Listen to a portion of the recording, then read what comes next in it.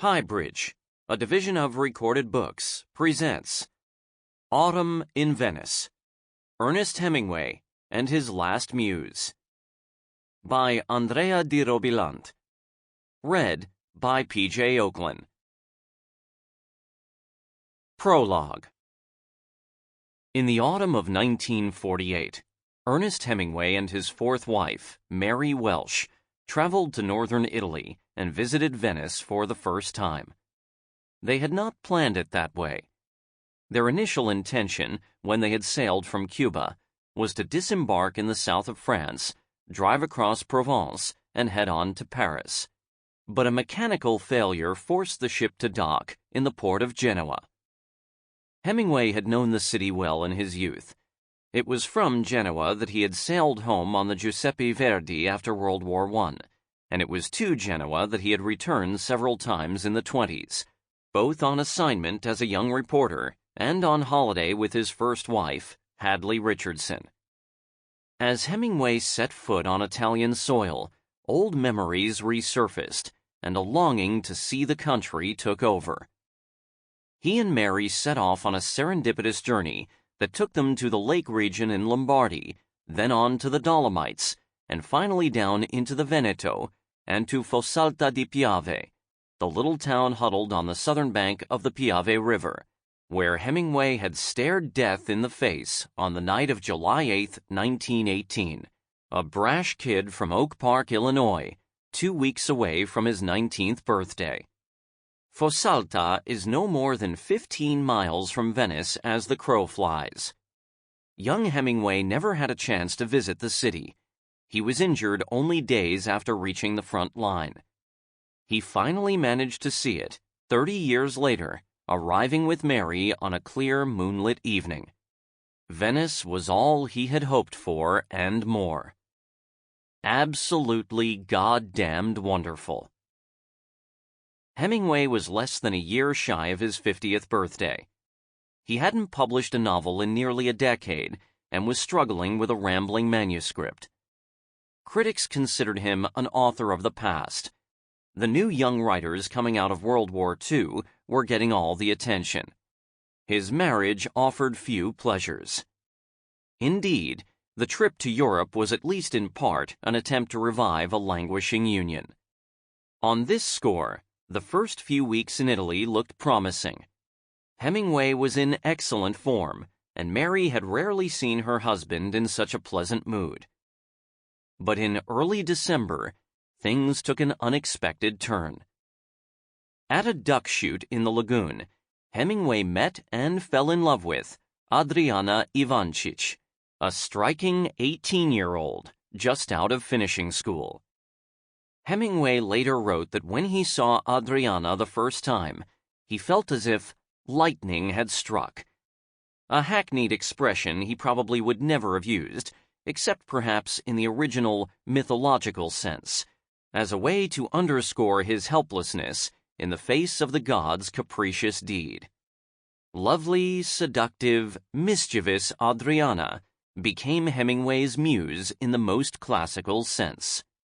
She brought joy to his life, inspired him, made him feel young again, sometimes as young as a child, judging by his playful antics. Most important, her presence helped to fill the dried-up well of his creative juices, leading to a remarkable literary flowering in the late season of his life. Out of Hemingway's first Venetian journey in 1948-49 came Across the River and Into the Trees, a mysterious and deeply autobiographical novel. Then came The Old Man and the Sea, a perfectly formed novella he wrote in a state of grace while Adriana was staying with him in Cuba. During the time Hemingway was under her spell, he also wrote a good portion of A Movable Feast and made great strides on 2 novels that had been languishing for years and were published posthumously, Islands in the Stream and The Garden of Eden. In loving Adriana, Hemingway found the creative release that had been eluding him for years, and which Mary, for all her dedication to her complicated husband, could not always provide. Much has been said and written about whether Hemingway and Adriana were lovers. To be sure, the relationship was fraught with sexual tension from the beginning. Their letters attest to that. And there were moments of great intimacy between them, in Venice, in Paris, in Cuba, when the line may have been crossed. But I believe, as Adriana always claimed, that the relationship remained essentially platonic. Hemingway himself saw it as an idyllic union that was separate and removed from earthly life. He sometimes referred to it in Spanish as una cosa sagrada, a sacred thing, which everyone, including his wife, should respect and protect. Of course, to invoke the sacredness of his love for Adriana was another way to deflect the pressure of responsibility. But it did not change the fundamentals. He was a married man in his 50s, looking the worse for wear, hopelessly in love with a girl who was less than half his age. Hemingway openly discussed with Adriana his desire to leave Mary in order to marry her. Adriana always dismissed the possibility as a puerile fantasy. She came from a conservative Catholic background in a country where divorce was not even contemplated. Hemingway knew it was never a real possibility, but it gave him pleasure to fantasize about it. Meanwhile, gossip sheets and magazines talked. Scandal hung over Adriana from the start and got more poisonous with time. Hemingway was acutely aware of the damage he was inflicting on her reputation, perhaps less so of the long-term psychological consequences. But his remorse was never strong enough for him to put an end to their ambiguous attachment, even if it meant possibly damaging the life of the young woman he loved. I have a faded memory of Adriana. When I was growing up, she and her second husband, Rudolf Graf von Rex, lived with their 2 young children in a country house in southern Tuscany, not far from where my family lived. I saw them occasionally at social gatherings, cocktail parties around Christmas time, that sort of thing. I remember an attractive woman in her 40s, subdued, vaguely distant, standing in a corner of a crowded room, holding on to a glass of whiskey and a cigarette. I doubt we ever exchanged more than a few words, yet to this day, I remember her melancholic gaze. As a young adult, I was then living in New York. I learned that Adriana had taken her life after struggling with depression. She was buried in the small cemetery down the road from our house. The tombstone was a nicely carved slab of peperino, a dark gray stone typical of the region. The lettering was in German Gothic. Adriana Gräfin von Rex. Whenever I passed by the cemetery, I noticed the plot was well tended, with Mediterranean evergreens neatly clipped. I was vaguely aware of Adriana's association with Hemingway, but it was not until years later, when I moved to Venice with my family during a sabbatical year, that I learned more about their relationship. In fact, it was hard to avoid the topic. 70 years later, Venetians still talk about it as if it were the gossip of the season. One day, I went to see Adriana's older brother, Gianfranco. He had been like a younger brother to Hemingway and had lived with him in Cuba for many years. Gianfranco was in his early 90s and not in very good shape. But I was intrigued to learn that he had recently sold the last batch of Hemingway's letters to him to the JFK Library in Boston, where the Hemingway collection is housed. Months later, I happened to be in Boston, and I went over to the library to check out the letters. They had already been filed in a much larger collection, which included most of the correspondence between Hemingway and Adriana from 1948 until 1956. I sat down to read the letters and became utterly absorbed by them. They covered a period of 8 years, starting with a cheeky postcard Adriana sent in December 1948. Her girlish scrawl read, "Dear Mr. Papa, how are you? working very hard, and terminating with the dramatic letter that ended their correspondence. It was fascinating to see Adriana grow from the innocent young girl who had just graduated from the Catholic school of the Sisters of Nevers into a worldly young woman handling a complicated relationship with a famous man. The context in which that relationship blossomed was equally interesting to me. My family has strong ties to Venice and the region of the Veneto. I am familiar with the places Hemingway and Adriana went to and the people they knew at the time. My great-uncle Carlo Di Robilant and his wife Caroline have small roles in the story. The Faithful Bull, a fable Hemingway wrote in Cortina, was dedicated to my aunt Olgina. Hemingway liked to say he was a Veneto boy. I think he was genuinely happy there, as happy as he had been fishing the Gulf Stream, hunting in Africa, and studying bulls and toreadors in Spain. At the end of his first 8-month-long visit, Lillian Ross, the reporter for The New Yorker, asked him how it had been. "Italy was so damned wonderful," he said. "It was sort of like having died and gone to heaven. A place you'd figured never to see." Chapter 1. Coming into the Country. It was late spring in Cuba, the time of year when Ernest and Mary Hemingway planned their annual migration out to the American West.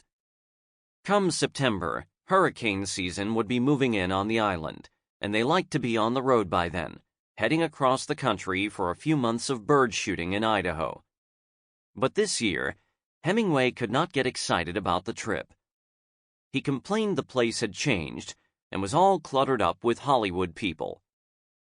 Leafing through a book on French Impressionist painters one day, he began to feel nostalgic about Provence.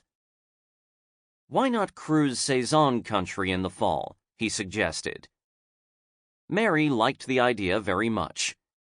It had not been easy to adapt to a life in the tropics as the new Mrs. Hemingway. A trip to Europe would be good for them. They could take their royal blue Buick Roadster over to France and hire a chauffeur to drive them around.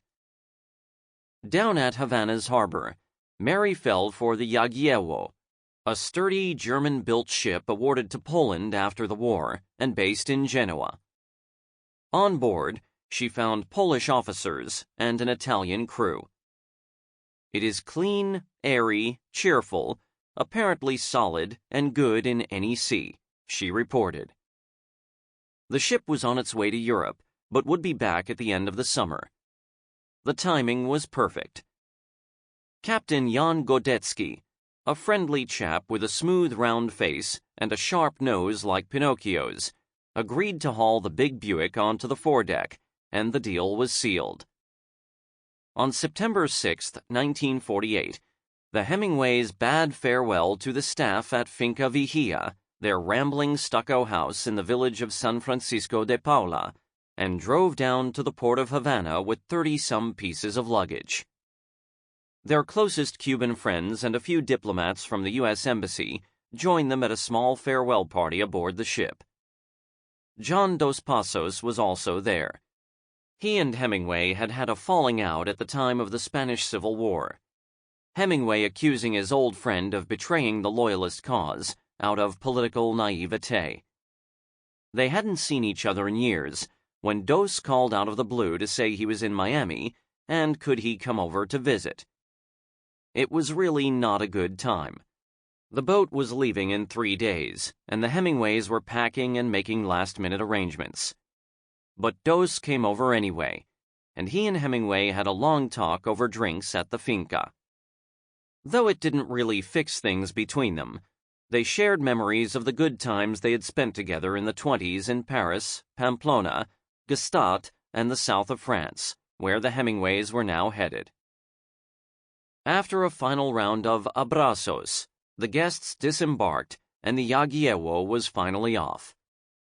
Horns blew in the harbor, and paper streamers flapped and fluttered in the breeze. At the bow, tightly fastened to the deck, The blue Buick gleamed like a captive mermaid. The weather was fine during the 2-week crossing, and the sea was calm. The Hemingways eased into a boozy routine. Ben, the Italian bartender, prepared delicious martinis. At the buffet lunch, they drank dry Orvieto. In the evenings, they dined at the captain's table, where Hemingway and Godetsky exchanged old fishing stories. After dinner, Ernest and Mary usually made their way back to the bar and drank champagne until after midnight. They slept like logs. The only complaint was the defective toilet in their cabin, a shit-spitting dragon that was best left unflushed. To keep herself busy, Mary edited the ship's daily news bulletin and read it out over the loudspeaker. Ernest liked to gather a little crowd of passengers and crew on the upper deck to give his wife a round of applause at the end of her newscast. He was in a good mood and very gregarious. He enjoyed being chief entertainer on board. The Hemingways had plenty of time to study and read. Mary, ever the disciplined traveler, brushed up her French. Ernest plowed through Isabel and the Sea, an account by his friend George Miller, a former British officer turned farmer, about his boat trip down the canals of France. He found the book a little tiresome, but Miller's descriptions of La France profonde were vivid enough to bring back pleasant memories of his time in France. The Hemingways hadn't planned an itinerary. They would take it day by day, driving through Provence and slowly making their way north to their final destination, the Ritz in Paris, where they had fallen in love 4 years earlier, during the last stages of the war.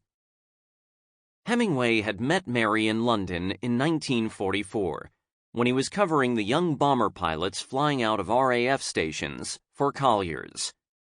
His third wife, Martha Gellhorn, was also a correspondent for Collier's and a celebrity in her own right. They had drifted apart during the war, both of them absorbed by their own work, and Hemingway had been very lonesome in London before meeting Mary Welsh, a perky reporter in the London office of Time Life.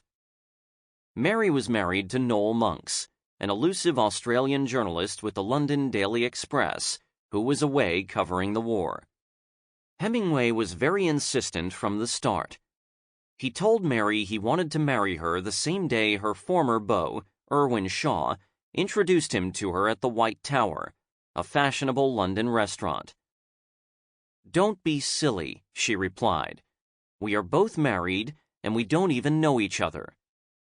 But he continued to press his case, first in London and later in Paris, where they spent happy, exhilarating times at the Ritz. Mary fell in love with him and eventually moved into his room, Chambre 86. Her husband, conveniently enough, was in Southeast Asia, reporting on the Allied counteroffensive against the Japanese. At the end of the war, Hemingway went back to Cuba and asked Mary to join him. She went for a clean break, gave up her career, divorced Mr. Monks, and sailed to Havana. It was a startling decision for such an independent woman, and she knew from the beginning that she would have to devote herself entirely to her husband to make the marriage work. But it was what she wanted. They were married in Havana as soon as their respective divorce papers came through. Mary did her best to settle in at the finca, which Hemingway had bought in the late 30s at Gellhorn's urging, and which was still full of her things. But adjusting all at once to Hemingway's house, his friends, his life, had been harder than expected. She missed her smart, sophisticated friends in London and Paris. Drinking rum with her husband's local pals and shooting pigeons at the Club de Cazadores down the road was not her idea of fun, especially when they ran out of pigeons and started shooting oyster shells and crabs. There was also the question of children. Hemingway already had 3 sons. John, the eldest, was by his first wife, Hadley Richardson. He was 25 and a young career officer in the U.S. Army. Patrick and Gregory, 17 and 14, were by his second wife, Pauline Pfeiffer, who lived with the boys in the family house in Key West. Mary was 37 when she moved to Cuba, and eager to have a child of her own. Hemingway was not enthusiastic about becoming a father again, but when Mary became pregnant a year into the marriage, he warmed to the idea of having another child, especially a little girl. In their late-night conversations, they agreed to call her Bridget. In late August 1946, they took the car over to Florida and drove to Idaho for the winter season. On the way out, in a motel room in Casper, Wyoming, one of Marion's fallopian tubes ruptured. It turned out she had an ectopic pregnancy. She lost the child, suffering atrocious pain, and came very close to losing her own life on the operating table of the small-town hospital.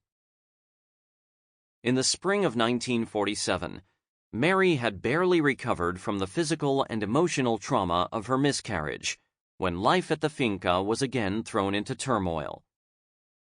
Young Patrick, who was staying with them while he studied for the college boards to gain admission to Harvard, went over to Key West to be with his younger brother during Gregory's spring break. Gregory, who had a reckless streak, crashed the car.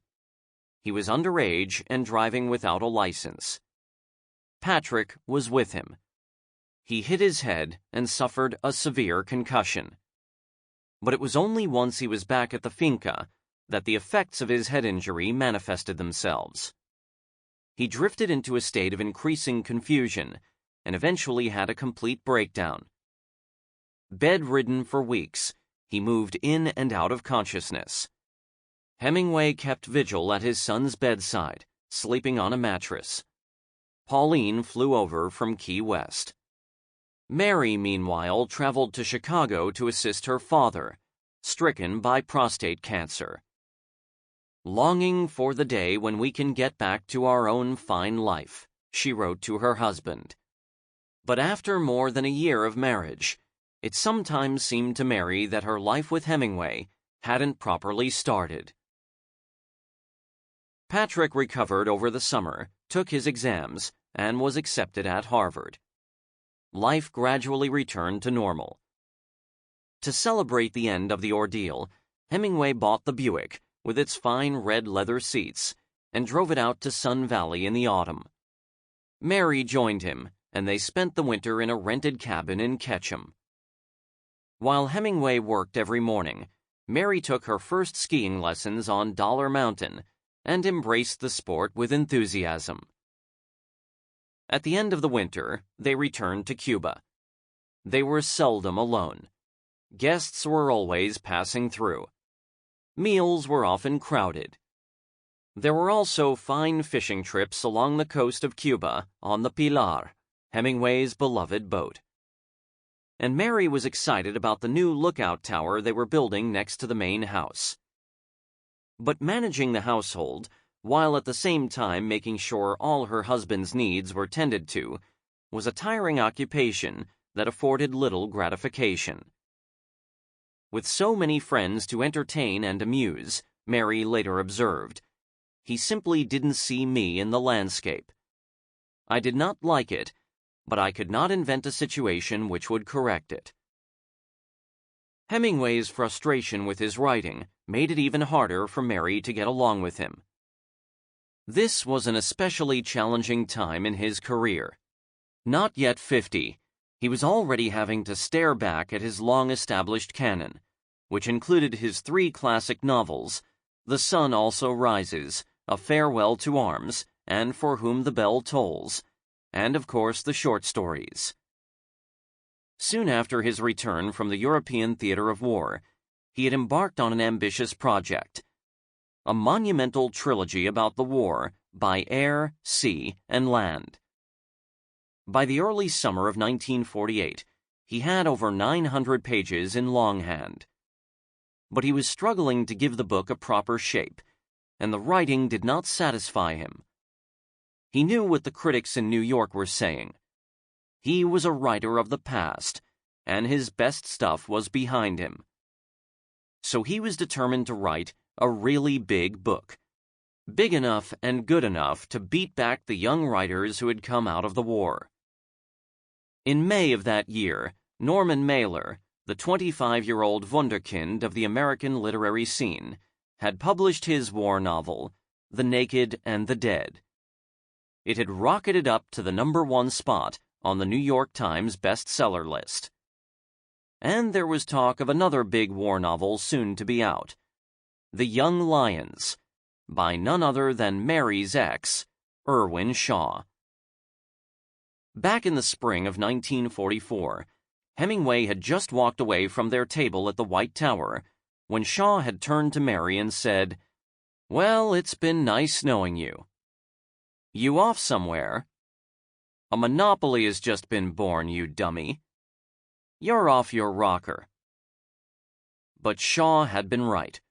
There she was, 4 years later, living in Cuba and still struggling to find her proper place in the Hemingway monopoly. So, when her husband came up with the idea of a trip to France, she did not let the opportunity slip by. In the middle of the Atlantic, with no domestic worries, the Hemingways could finally relax. Their good humor brought on a new tenderness between them. "We made lovely, gay, full-bodied love this afternoon," Mary recorded with satisfaction after a few days, then slept like thistledown until dinner. "Papa's prickly heat and rash on my neck still bad." There was only one incident during the entire crossing, a drama that quickly turned into a delightful farce. One evening, the Hemingways were having drinks at the bar when the Polish engineer, who was drunk, sidled up to Mary. "What are you? What are you?" he snarled. Hemingway quickly moved in to defuse the tension. "How are the engines?" he inquired. Would the engineer be kind enough to take them on a tour? Passengers were not allowed down in the engine room, the drunken Pole muttered, pressing Hemingway in the chest. Hemingway did not flinch. He wrote down his own name on a slip of paper and handed it over to the engineer as if serving him notice. "I have never killed a chief engineer, but now I would like to very much," he said. "And if you do that again, I will surely kill you in the morning." The engineer replied that Hemingway was a bourgeois pig. What right did he have to own such a big motor car? Hemingway, who was also pretty tight, challenged the Pole to a duel the next morning at 7 o'clock. He chose the Italian purser, Vittorio Maresca, to be his second, and dispatched him to find guns and ammunition. Next morning, he and Maresca waited around on the upper deck. The engineer didn't show up. They found him snoring in his cabin. Hemingway joined Mary for breakfast, and Maresca went back to work. Later, the engineer came up to apologize, begging that the matter go no further. Hemingway reassured him. But he now had to appease the crew, especially the Italians, who claimed, only half in jest, that if he didn't shoot the Pole, they would happily throw him overboard.